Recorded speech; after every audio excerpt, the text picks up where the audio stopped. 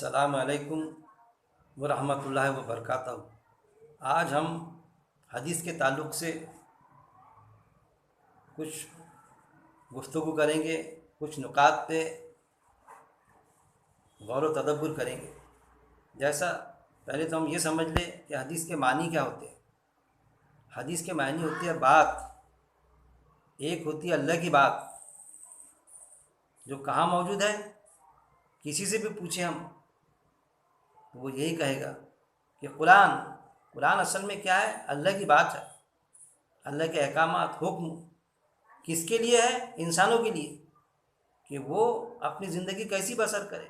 دین یعنی way of life, زندگی گزارنے کا طریقہ، کہ وہ اپنے زندگی گزارنے کا طریقہ کیسا رکھے۔ قرآن میں اس کے علاوہ کچھ بھی نہیں ہے انسان کے لیے کہ اس کو کیا کرنا ہے کیا نہیں کرنا ہے بس۔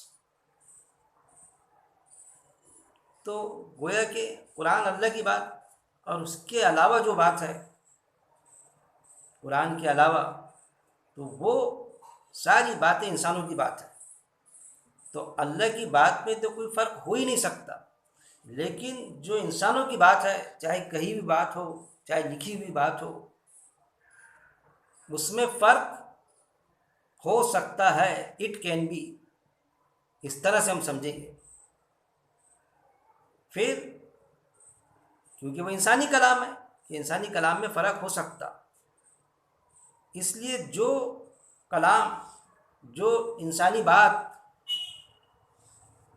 اللہ کی بات سے ٹکرائے گی، ایک طرف اللہ کی بات اور ایک طرف انسان کی بات، اللہ کی بات سے ٹکرائیں گی، اللہ کے کلام سے ٹکرائیں گی، کوئی آیت سے ٹکرائیں گی تو ہم اس کو ریجیکٹ کریں گے، چھوڑ دیں گے اس کو، کیونکہ قرآن کی آیت سے ٹکراتی ہے۔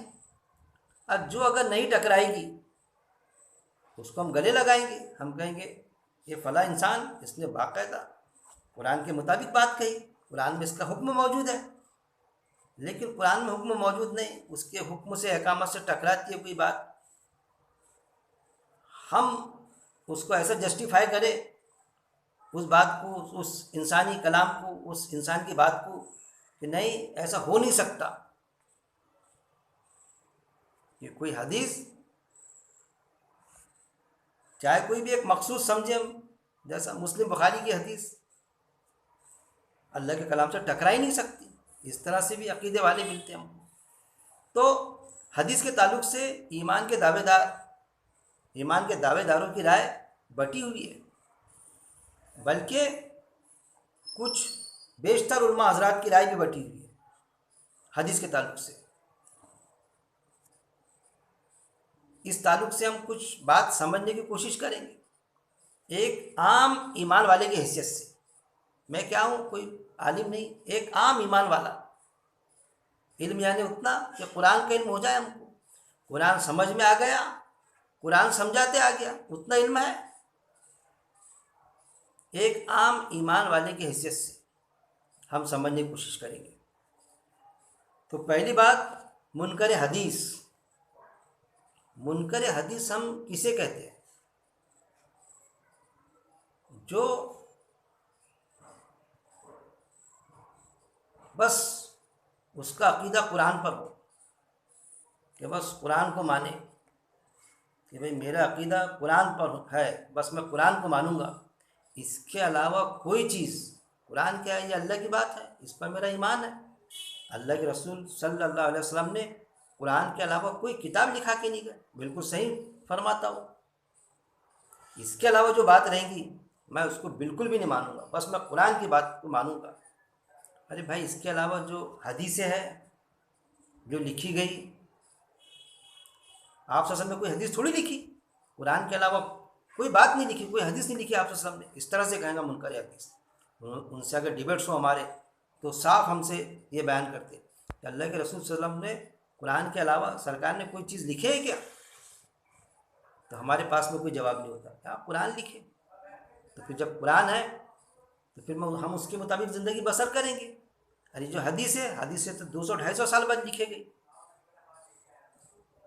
اور اس میں گھڑی ہوئی حدیثیں بھی بہت ملتی، تو ہم اس کو یہ بولیں گے بھائی گھڑی ہوئی حدیثیں ملتی، لیکن جو گھڑی ہوئی حدیثیں نہیں ہیں، قرآن کے مطابق ہے، اس پر تو تیرا ایمان رکھ۔ نہیں، ہم کیونکہ اس میں گھڑی ہوئی حدیثیں ہے، مکسنگ ہے اس میں، اس لیے ہم وہ حدیث کو مانیں گے نہیں، ہم حدیث کے منکر حدیث بن کے رہیں گے۔ مطلب کہیں سے ہم نے لائے چاول کا بورا لائے، گیہوں کا بورا لائے، ایک مثال دے رہا ہوں میں، اب گیہوں کا بورا لائے، پتہ لگا کہ اس میں چاول کے ساتھ میں یا گیہوں کے ساتھ میں کنکر بھی موجود ہے، ارے بھائی کسی نے ملا دیا کنکر، نہیں ملانا تھا، بھاؤ لیا ہم سے چاول کا، 100 روپے کلو چاول لائے یا گیہوں لائے ہم نے 50 روپے کلو، 40 روپے کلو، بھاؤ تو اس کو کس کا دیے؟ گیہوں کا دیے، اب اس نے کنکر ملا دیا، 100 کلو کے بورے میں سمجھ لیجیے اس نے 2 کلو کنکر ملا دیا، 3 کلو، تو کیا بھاؤ سے لیا؟ 100 روپے کلو، 300 روپے کا کنکر ملا دیا، نہیں اس نے ملا دیا، اس میں کنکر نکل گئے، اب کیا کریں گے؟ ہم لا تو لیے ہم نے، نہیں پورا جو اب وہ دکان بند کر کے چلے گئے یا وہ دکان والا بھاگ گیا، فرار ہو گیا، اب کیا کریں گے؟ یہ پورا جو ایک بورا گیہوں کا ہے یا چاول کا ہے پورا پھینک دیں گے، ارے بھائی اس کو چن لیں گے ہم، عقل مندی کا تقاضا کیا ہے کہ ہم اس کو چن لیں گے چاول کو، اگر اس سے دنیا کے حساب سے اس منکر حدیث سے اس طرح سے بات کریں ہم کہ تو نے اگر چاول لایا یا گیہوں لایا اور اس میں کنکر ملے ہوئے مل گئے، اب وہ دکان والا بھاگ گیا، چلے گیا، پھنسا کے چلے گیا، تم کو دے دیا تم سے دھوکہ، تو تم اس طرح کی بیوقوفی کرو گے کہ پورا گیہوں کا بورا پھینک دیں گے تم، 100 روپے کلو کا چاول کا بورا یا گیہوں کا بورا، تو وہ یہی کہیں گے ایسا کیسا پھینکیں گے، کیا آپ نے مجھے بیوقوف سمجھا؟ ہم اس میں کے کنکر الگ نکال لیں گے، سارٹنگ کریں گے، اس کی کنکر نکال لیں گے اور چاول استعمال کریں گے ہم اس کو، لیکن دنیا کے معاملے میں تو برابر سمجھتا ہے کیونکہ خود کا پیسہ جاتا نا، لیکن دین کے معاملے میں، اللہ کے ضابطے کے معاملے میں، اللہ کی بات کو سمجھنے کے معاملے میں یہ ہے کہ نہیں، جو حدیث ہے نا ہم اس کو حدیث کو مانیں گے نہیں، کیونکہ کچھ حدیث گھڑی ہوئی ہے نا، اس لیے اس سے انکار کریں گے۔ مطلب انکار کے معنی یہ ہوتے کہ جیسا ہم نے وہ پورے بورے کو پھینک دیے کچرے میں چاول کے، تب جو چاول تھے اس کا بھی ہم نے انکار کیا، کہ جو واقعی چاول تھے اس کا انکار کیے، اس کو ہم نے راستے پہ پھینک دیے، اس کی بے حرمتی کر دی، اس طرح کی بیوقوفی کی ہم نے، تو ان کا بالکل منکر حدیث کا یہی ان کی مثال ہے، یہی مثال ان پہ بیٹھتی کہ کیونکہ گھڑی ہوئی حدیث ہے، اس لیے کیونکہ آپ صلی اللہ علیہ وسلم نے حدیثیں لکھی نہیں، اس لیے ہم اس کو مانیں گے نہیں، ہم حدیث کے منکر بن کے رہیں گے، جبکہ تواریخ میں یہ بھی موجود ہے، جب وہ یہ کہتے تو یہ کیا قرآن میں لکھا ہوا ہے کیا کہ آپ صلی اللہ علیہ وسلم نے قرآن کے علاوہ کوئی چیز نہیں لکھا ہے؟ یہ تو حدیثوں کے ذریعے سے پتہ چلا، تواریخ کے ذریعے سے ہسٹری سے ان کو، کہ آپ صلی اللہ علیہ وسلم نے قرآن کے علاوہ کچھ نہیں لکھا ہے، تو جب کچھ نہیں لکھا ہے یہ پتہ چلتا ہے منکر حدیث کو، تو ان کو یہ بھی پتہ ہونا چاہیے کہ اللہ کے رسول صلی اللہ علیہ وسلم کے دور میں حدیثیں بیان کی جاتی تھی، آپ صلی اللہ علیہ وسلم نے کبھی منع نہیں کیا۔ حدیث یعنی ایک بات، کون سی بات؟ آپ صلی اللہ علیہ وسلم کے فیصلے، آپ صلی اللہ علیہ وسلم جو فیصلے دیتے تھے، آپ صلی اللہ علیہ وسلم کے جو اچھے عمل تھے، صحابہ تذکرہ کرتے تھے ایک دوسروں سے، جیسا جو ہماری فطرت میں ہوتا، کہ جو ہمارے استاد ہوتے، جو ہمارے بزرگ ہوتے، ہمارے والد محترم ہوتے، جن کی ہم عزت کرتے، جس جماعت سے ہم جڑے رہتے، جس اجتماعی سے جڑے ہوتے ہم، جس خاندان سے جڑے ہوتے ہم، جن کی ہم عزت کرتے، ہمارے بزرگ یا ہمارے دوست احباب، وہ جو کوئی اچھا عمل کرتے یا اچھا فیصلہ کرتے تو ہم ایک دوسرے کے پاس تذکرہ کرتے کہ یار کتنا اچھا فیصلہ کیا انہوں نے، تو فلاں شخص آیا انصاف کے لیے تو بہترین فیصلہ کیا، ایسا ایسا فیصلہ کیا انہوں نے اپنے خاندان والے، اپنے بیٹے کی طرف داری نہیں لیے، صحیح فیصلہ کیے، ہم تذکرے کرتے۔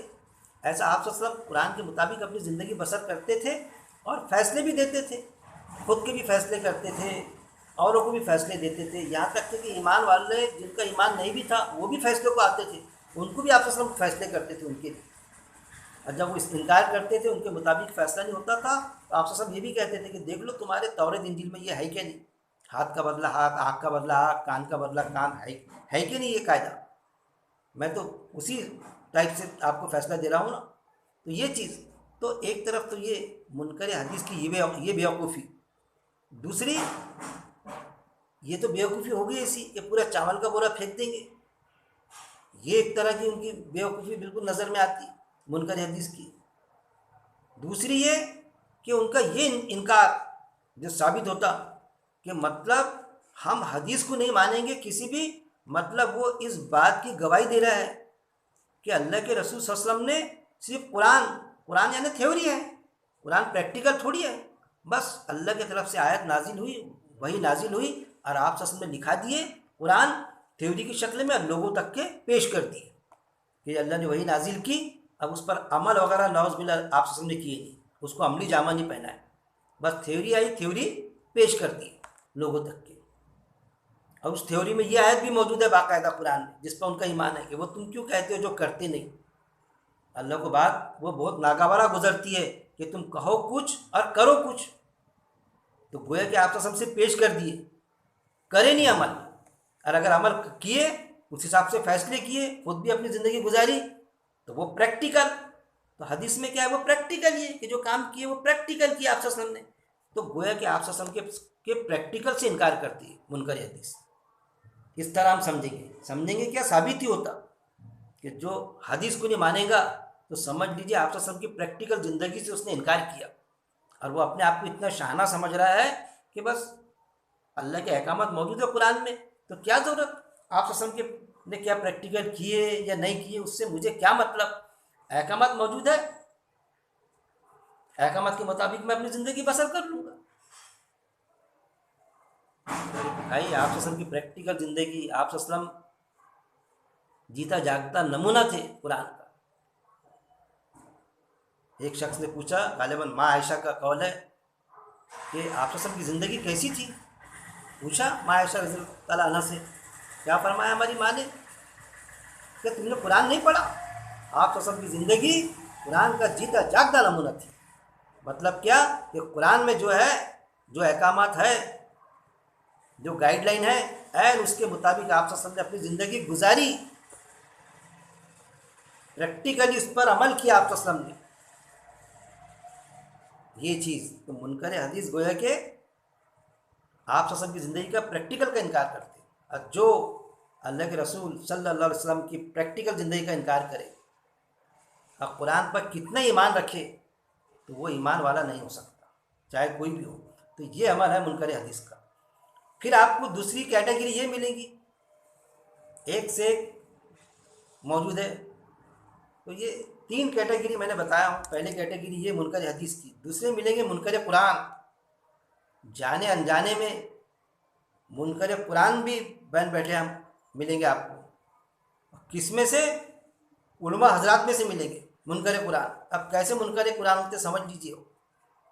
مطلب حدیث انسانی کلام پر اس حد درجے تک عقیدہ بنا لینا، یعنی کیسا ہوتا منکر حدیث کا معاملہ؟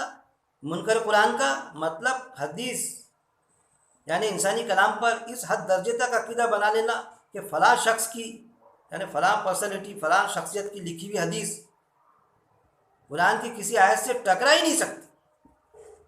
ایسا انسانی کلام پر عقیدہ بنانا کہ جو فلاں شخص ہے پرٹیکولر ایک شخص، جیسا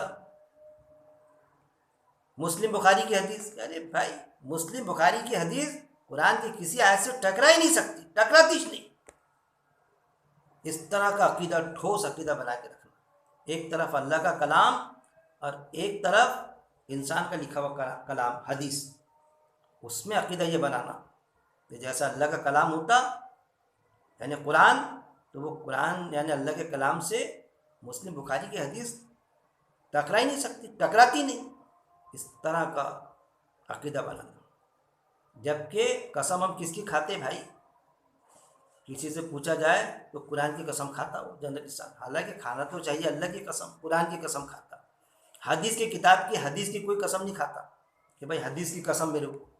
قسم کی قرآن کی کھائیں گا، لیکن جب عقیدے کا معاملہ آیا تو قرآن کے ساتھ میں حدیث کو ملا دیتا کہ بس انسانی کلام بالکل ایسا کہ قرآن کی کسی آیت سے نہیں ٹکراتا. کہ اگر اس کو آپ مجھ سے پوچھے کہ بھائی قرآن، ایک شخص آیا ایمان میں داخل کیا، اس نے داخلہ لیا، مطلب ایک انسان نے، جنرل انسان نے اب ایمان میں داخلہ لیا اس نے، اور اس نے پوچھا کہ بھائی میرا قرآن پہ ایمان ہے، ساری چیزیں، اس نے لایا کہ بھائی یہ حدیث، اس میں یہ حدیث ہے ایسی ایسی، تو اس کو سیدھا بول دیا جائے گا ارے بھائی یہ حدیث ہے نا، مسلم بخاری کی ہے نا، ارے بالکل سمجھو یہ قرآن ہی ہے، ایسا سمجھ لے، بالکل ایسی ہے، قرآن میں یہی چیز ہے. اب یہ حدیث میں جو بتایا اس کے حساب سے جا تو زندگی بسر کر. قرآن بھلے بعد میں پڑھنا تو نہیں، لیکن یہ جو آیا تھا نا اس حساب سے اپنا فیصلہ دے دے. تو اس طرح سمجھ لینا. یہ ایک وہ کیٹیگری ملتی ہے آپ کو. جیسا جس چیز کے لیے منع کیا گیا کہ غلو میں مت پڑھو، ایسا غلو میں پڑھنا، ایسا پڑھنا، ایسی شخصیت پرستی کرنا، ایسی گرزگیت کرنا، تو کوئی گرزگیت میں غرق ہے تو کوئی شخصیت پرستی میں۔ یہ کیا ہے؟ شخصیت پرستی ہے۔ ایک شخص کا لکھا ہوا کلام مسلم بخاری، اس کو ایسا سمجھ لینا کہ جیسا اللہ کے کلام کے ساتھ میں اس کو جوڑ دینا، بالکل کہ وہ غلط ہو ہی نہیں سکتا۔ کیا ہے؟ اس شخصیت کی شخصیت پرستی ہے۔ تو غرق ہے کچھ علماء حضرات اس میں غرق ہے، ڈوبے ہوئے اس میں۔ جیسا میں تو سب کو سنتا ہوں، سب کی ویڈیو سنتا ہوں، جیسا محترم مرزا علی مرزا انجینئر صاحب، ان کا یہ موقوف ہے۔ کیا موقوف ہے ان کا؟ صاف انہوں نے اپنی کلپنگ میں بتا دیا کہ مسلم بخاری کی روایت قرآن کی آیت سے ٹکرا سکتی یا ٹکرا جاتی، لیکن کوئی حدیث بھی، مسلم بخاری کی کوئی حدیث قرآن کی آیت سے نہیں ٹکراتی۔ ڈکلیئر کیا انہوں نے باقاعدہ سے، مطلب مسلم بخاری کی کوئی حدیث ہے اور کوئی یہ کہے بندہ کہ بھائی یہ قرآن کی آیت سے ٹکراتی ہے، نہیں یہ قرآن کی آیت سے نہیں، دیکھنے کی ضرورت ہی نہیں، ہم کیوں دیکھیں گے، کیوں جانچیں گے اس کو؟ مسلم بخاری کی حدیث ہے نا، بس آپ مجھ کے بھروسہ کرو، بس اس کے مطابق اپنی زندگی بسر کرو۔ قرآن کی آیت سے ٹکرا ہی نہیں سکتی، ٹکراتی نہیں، دیکھنے کا سوال ہی پیدا نہیں ہوتا۔ مطلب قرآن کیا ہے؟ جانچنے والا اعلیٰ، حق اور باطل کے فرق کو کھول کے رکھ دینے والی کتاب قرآن، جو آیت موجود ہے قرآن میں۔ تو مسلم بخاری کی حدیث کو کسی نے کہا بھی تو اس جانچنے والے آلے سے جانچنے کی ضرورت ہی نہیں، کیونکہ مسلم بخاری کی حدیث ہے، ایسے شخص کی ایسی کڑی کی حدیث ہے کہ جس پر ہمارا اتنا اعتماد ہے کہ وہ غلط ہو ہی نہیں سکتا۔ جبکہ میرے بھائی، انبیاء اکرام وقت کے ساتھ میں ان سے رنجشیں ہوئی، لیکن آیتیں نازل ہوتی تھی، وہی نازل ہوتی تھی، کیونکہ بے عیب ذات تو اللہ کی ہے نا۔ جب بھی ان سے کوئی رنجش ہوتی تھی تو اللہ وہی کے ذریعے درست کر دیتا تھا، اپنے آپ کو درست کر لیتے تھے۔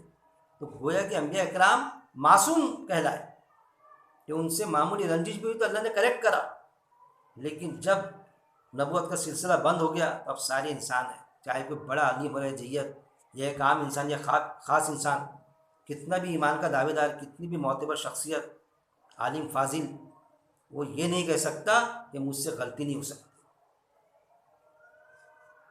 بالکل وہ نبی تھوڑی ہے، اس لیے مسلم بخاری کی حدیث لکھی گئی، ایک انسان نے لکھا، تو وہ نبی تھوڑی ہے، وہ رسول تھوڑی ہے کہ ان سے غلطی نہیں ہو سکتی۔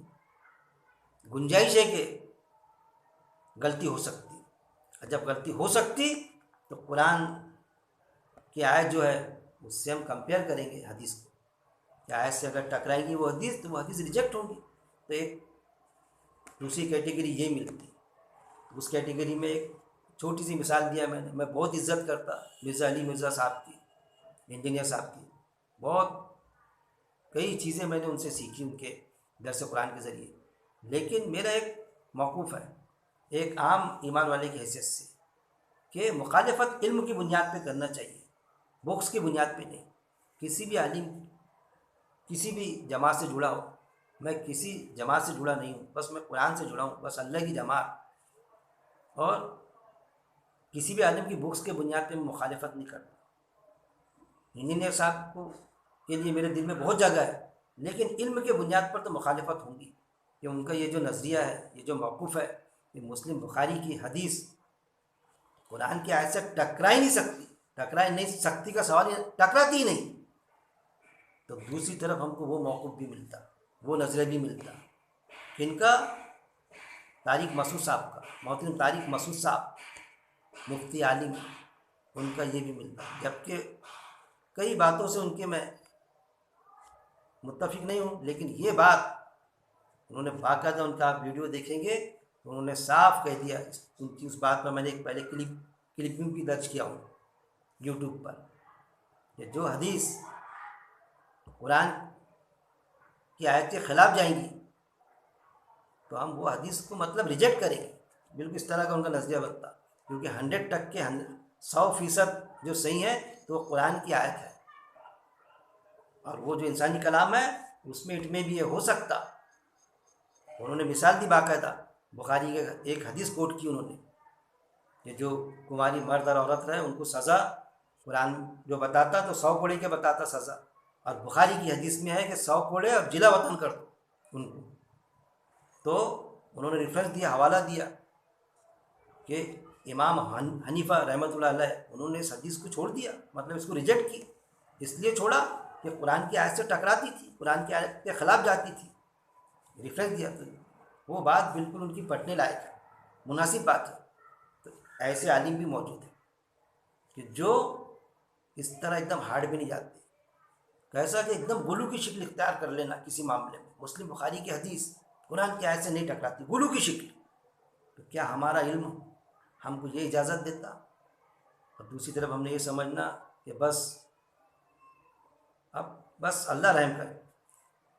پھر تیسری کیٹیگری جو میں نے بتایا محترم طارق مسعود صاحب کی، تو اصل میں یہ جو کیٹیگری کیسی ہے، تیسری کیٹیگری میں آتی ہے، درمیانی امت وسط. کچھ لوگ کیسے ہے کہ امت وسط بن کے رہتے ہیں. ان کا یہ ایٹیٹیوڈ مجھے یہ لگتا کہ امت وسط والا ایٹیٹیوڈ ہے. امت وسط یعنی درمیانی امت. درمیانی امت ایسی نہیں کہ آدھے ادھر بیچ والی کوئی امت. اگر آپ کو آیت پڑھیں گے امت وسط، ایک چیز نکھر کے آئیں گی اس میں. درمیانی امت یعنی بیلنس والی امت، جو ان بیلنس نہیں ہوتی. ایسی امت ہے ہم کہ جو ان بیلنس نہیں ہوتی، کبھی رہبانیت کی طرف نہیں جاتے، یا بس پھر اللہ رہبانیت کی طرف بس نکل گئے جنگلوں میں، یا بس اللہ کرنا شروع کر دیے، اب دنیا داری کمانے دھمانے سے رشتہ توڑ دیے. تو یہ رہبانیت، یا دنیا داری میں بھی رہتے ہوئے غلو کی شکل اختیار کرنا. ایک رہبانیت کی وہ شکل، غلو کی شکل اختیار کرنا، حقیقت سے ہٹ کے. اللہ کے کلام پہ ہمارا ایمان، قرآن پر، قرآن اللہ کا کلام اور ایک انسان کا کلام، اور اس انسان کے کلام کو، مسلم بخاری کی حدیث کو قرآن جیسا سمجھنا. یہ بس قرآن کی کسی آیت سے ٹکراتی ہو نہیں سکتا. مطلب پھر کیا ہوگا؟ جب اس پر انسانی کلام پر ہمارا ایسا عقیدہ بیٹھ جائے گا تو اس کی شکل یہ بنے گی کہ پھر قرآن کی آیت کو نظر انداز کرے گا انسان. پھر اس میں سب میں جائیں گا، اجماع ہے، مجمع ہے، سب میں گھسے گا. اکثریت اس کو مان لیتی تو اللہ کا کلام پھر ایک طرف ہو جائے گا. ساری اکثریت مان لے، لیکن اگر قرآن کی آیت سے ٹکرائے گی تو ہم اس کو ریجیکٹ کریں گے. وہ ہے ایک طرف جانا، غلو کی شکل اختیار کر لینا. یا تو دنیا داری میں گھس جانا، یا پھر ایسا گھس جانا ایک طرف کا، جیسے ایک پتنگ ہوتی نا، اس کو کننا دینا پڑتا، ایک طرف مرتی تو ادھر کا کننا دینا پڑتا، ادھر مرتی تو ادھر کا کننا دینا پڑتا، اس کے ستل میں گاڑ دینا پڑتا. لیکن ایمان والا امت وسط جو بتایا اللہ نے، ایمان والے کو نہ کننا لگانا پڑتا نہ ستل میں گاڑ دینا پڑتا. وہ ایسی پتنگ کے مانند ہے کہ جو اپنا صحیح انداز سے بیلنس کے ساتھ میں کام کرتا، ان بیلنس ہو کے کام نہیں کرتا. تو وہ ہے ان بیلنس ہو جانا. ایسا کسی حدیث کو، انسانی کلام کو سمجھ لینا گویا کہ قرآن ہے، اور وہ جب قرآن کی آیت سے ٹکراتا وہ بات، وہ حدیث، تو پھر قرآن کی آیت کو نظر انداز کر دینا. جب وہ انسانی کلام کو انسان جب یہ سمجھ لیتا نا اللہ کے کلام جیسا، تو پھر دوسرا داؤ برابر مارتا ابلیس اس پر.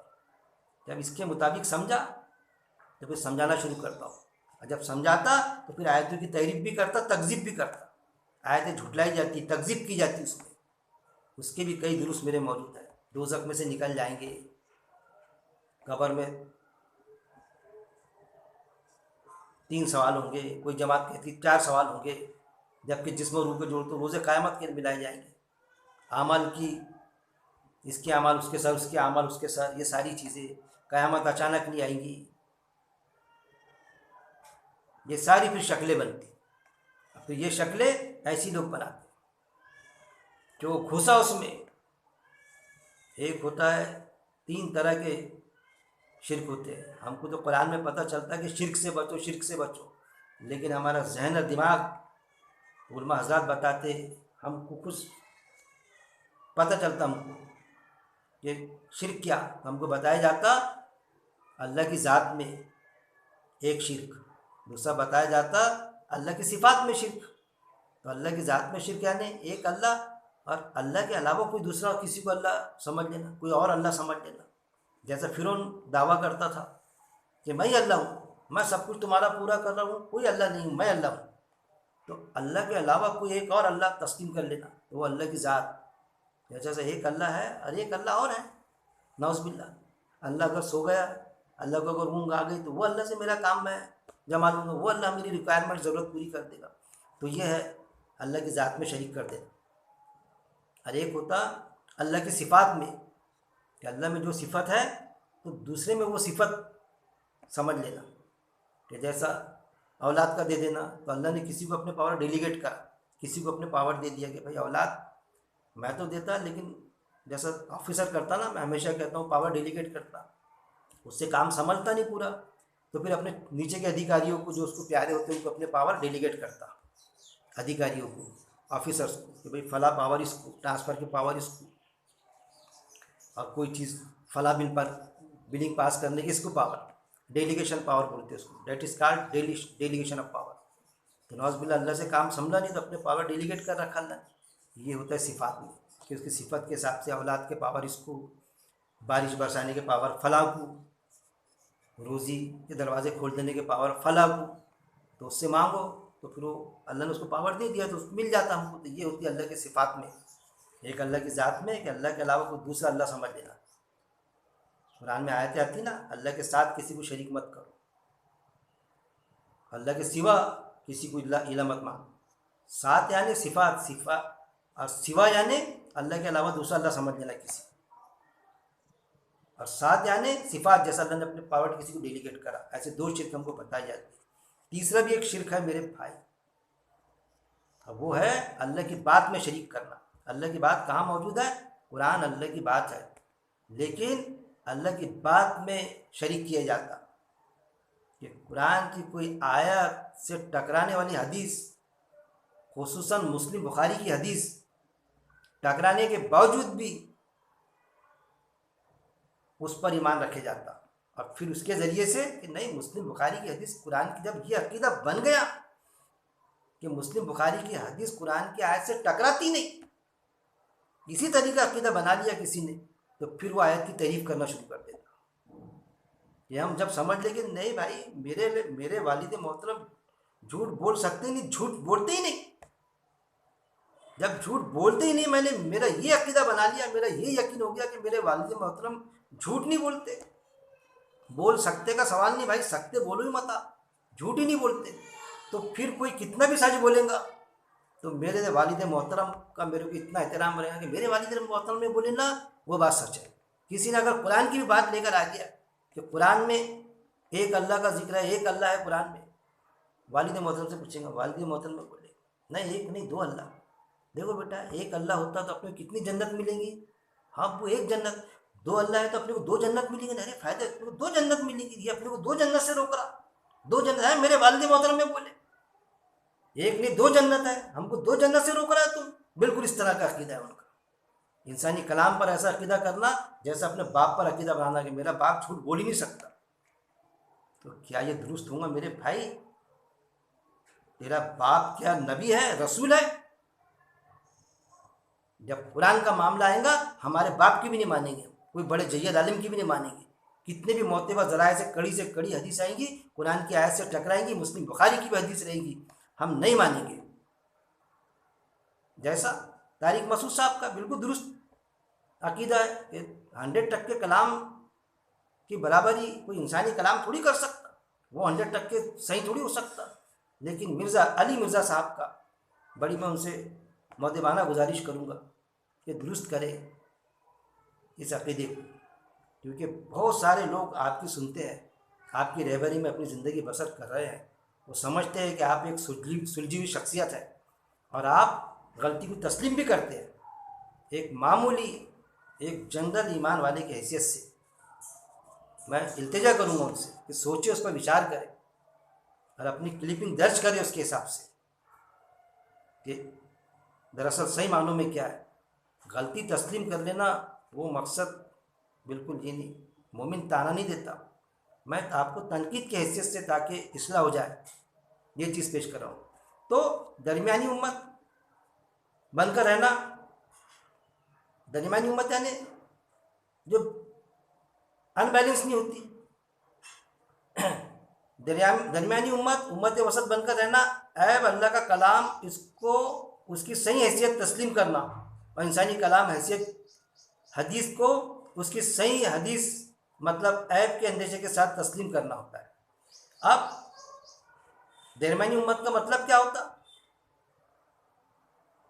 بے عیب اللہ کا کلام۔ اللہ کا کلام کیا ہے؟ بے عیب ہے۔ اس کو اس کی صحیح حیثیت سے سمجھ کر تسلیم کرنا کہ بے عیب کلام اللہ کا ہے، یعنی قرآن بے عیب، اللہ کی ذات بے عیب، گویا کہ اللہ کا کلام بھی کیا ہے؟ بے عیب ہے۔ قرآن میں باقاعدہ موجود ہے کہ ایک آیت دوسری آیت سے نہیں ٹکراتی، آیت موجود ہے جس پر میرا درس بھی ہے، لیکن کوئی دعویٰ نہیں کر سکتا۔ حدیث سے ٹکرا جاتی، انسانی کلام دوسرے اس کے انسان کے کلام سے ٹکرا جاتا ہے۔ ایک ہی انسان کچھ بات پیش کرتا ہے، دوسری بات کچھ بات پیش کر سکتا ہے یا کرتا ہے، لیکن اللہ کا کلام قرآن کی ایک آیت دوسری آیت سے کبھی نہیں ٹکراتی۔ یہ اللہ کا کھلا چیلنج ہے، آپ نے پڑھ لینا، قرآن میں دیکھ لینا، کوئی آیت قرآن کی آیت سے نہیں ٹکراتی۔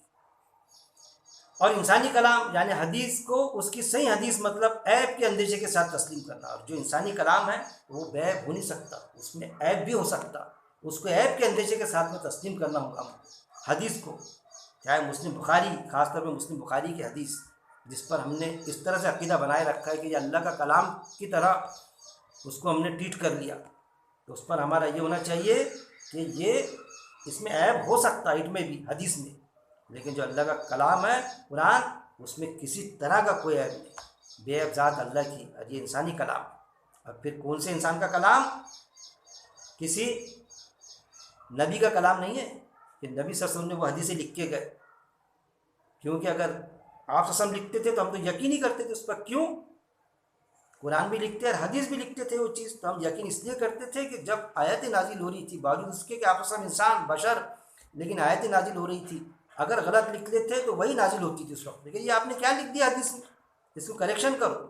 لیکن اللہ کے رسول صلی اللہ علیہ وسلم نے کوئی حدیث نہیں لکھی، صرف قرآن پیش کیا لوگوں تک کے۔ لیکن مسلم بخاری کی حدیث کے بارے میں یہ چیلنج کر دینا ڈائریکٹ کہ روایت تو ٹکرا سکتی مسلم بخاری کی، مطلب ان سے یہ روایت میں ہو سکتا مسلم بخاری میں وہاں غلطی ہو سکتی، وہاں عیب ہو سکتا، لیکن حدیث میں کوئی عیب نہیں۔ یہ چیز ایک طرف انسان کو ایسا کہ غلطی ہو سکتی اس سے، اور ایک طرف یہ کہ غلطی ہو ہی نہیں سکتی، ایک دم اس کو قرآن کی آیت کا مرتبہ دے دینا کہ قرآن کی آیت سے نہیں ٹکراتی، تو یہ میں اس کو سمجھتا ہوں کہ یہ درست چیز نہیں ہے۔ جو بھی حضرات اس چیز میں ملوث ہے، چاہے وہ عالم ہو، چاہے علی مرزا صاحب ہو یا اور کوئی ہو، میرے چاہنے والے ہو، میرے چاہنے والے نہ ہو، تو ان شکلوں سے نکلے، واسطے اللہ کے نکلے۔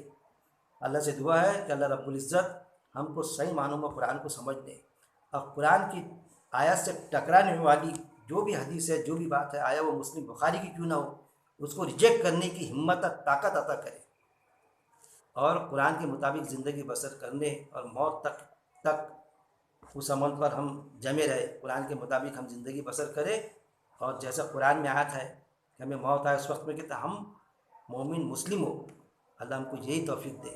وآخر دعوانا ان الحمد للہ رب العالمین۔